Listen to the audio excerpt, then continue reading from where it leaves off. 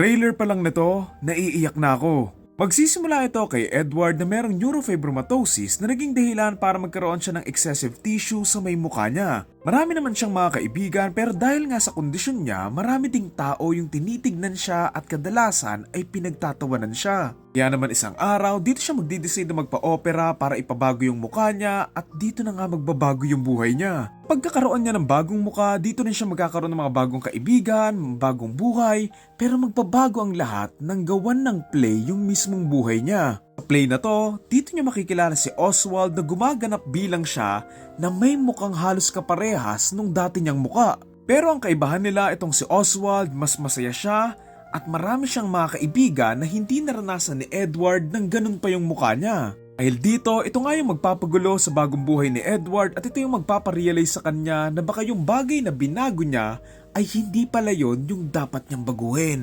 Title ng movie, A Different Man. Sobrang nag-stun ko yung trailer nito na ang simple lang pero ramdam mo agad yung emotion and yung message ng film. Gusto kong sindoon sa may trailer yung pinapanood ni Edward si Oswald mula doon sa may malayo tapos tiniisip niya na bakit siya masaya? Bakit ako nung ganyan yung sitwasyon ko? Hindi naman.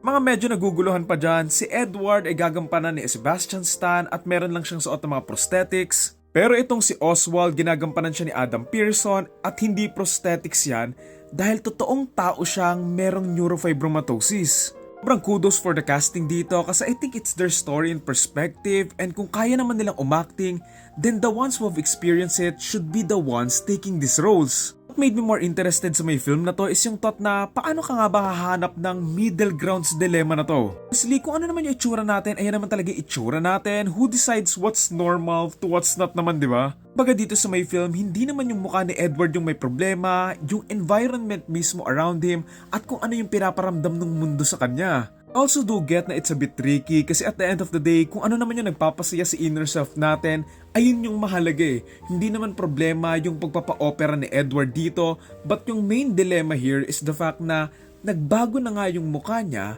pero ganun pa din naman yung nararamdaman niya. Baga kung ano yung bagay na akala niyang magpapasaya sa kanya, hindi pala talaga yun. At that moment parang narealize niya na maybe he's looking at it the wrong way.